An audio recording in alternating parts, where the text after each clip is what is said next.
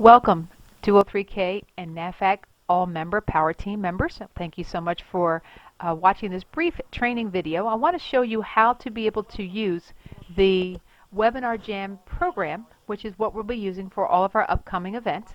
And so this is a very brief training just to point out some of the elements in the webinar. So right now what you're looking at is just my image, and this is a YouTube streaming video. It's streaming live. And as such, it does have maybe a 5 or 10-second delay from when I say something or when I hit the button for a screen before you see it. And so with that slight delay, I'm going to sometimes pause a second or two. So if I seem like I'm pausing a little longer, it's because I'm learning myself how to manage the slight delays that occur. So as a attendee, you have the ability to do several things. Now what you see right here is a sticky message. And so you see that it refers to the pre-event checklist for info on how to contribute during this webinar. This pre-event checklist was emailed to you, and a link to that is also going to be placed here in the sticky box. So you can click it at any time to go to that URL to learn about how to use it. Also, if you arrive on this webinar, I'd say about 5 or 6 minutes before it actually starts, you will be able to see an actual video that will go over how to use this program. When you are, and so that's something that is really fun to do, and I might be able to process that video and share it for you. In the course of the webinar, unlike our previous program where I could just unclick everybody and you could just talk at random, this program allows only up to 6 people at a time to be sharing or commenting. And in order to comment, you need to have a microphone and a webcam to share your video, but you need to have at the very least a microphone. And what you'll do is you'll hit the button to request to speak. When you hit that button, I will on my side see a request. Now because I'm actually in test mode, I can't activate it and show the speaker, but what will happen is when I accept it, you'll either get a message saying that you're being added to the presentation, or you'll get a message saying that your browser doesn't support that. So just be mindful that those are the two options that might come up. Also, so if you decide you don't want to talk after all, you can always just cancel that request. Now, additionally, down here at the bottom is the chat box. Now you have several options. You can send a chat or you can ask a question.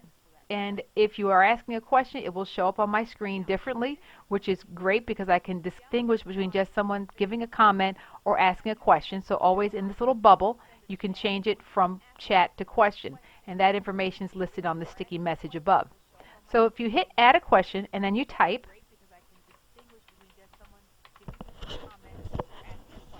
so there's question. And then I'm going to hit enter.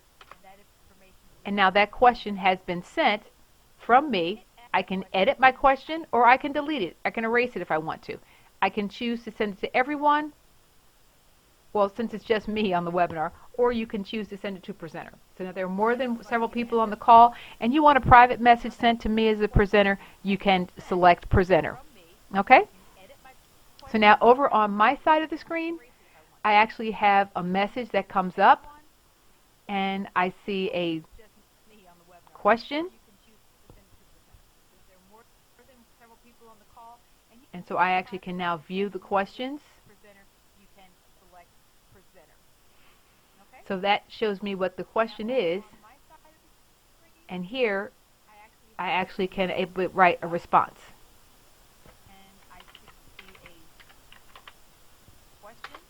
And so there is my response. Now, I also, if you send me a message privately, and I think it's something that everyone should hear, I actually can broadcast that message to everyone. I can reply privately to your message. So here I'm going to reply to you. And there you can see, and where it now says private. So this is a private message. I can edit your question. I can erase it. I can actually even say, wow, that's a great question. Let me invite you to speak. So and there you can see this is an error that came up because I'm both the attendee and this presenter. Okay. So my suggestion for these webinars is type a comment, a question, or a request. If you would like to be speaking, hey, I have a comment I'd like to add, then simply just say, please add me. You can hit the request button up there, or if I see a really great question, I'm going to say to you, hey, I'd like you to share your question in more detail. Just let me add you as a speaker. Okay?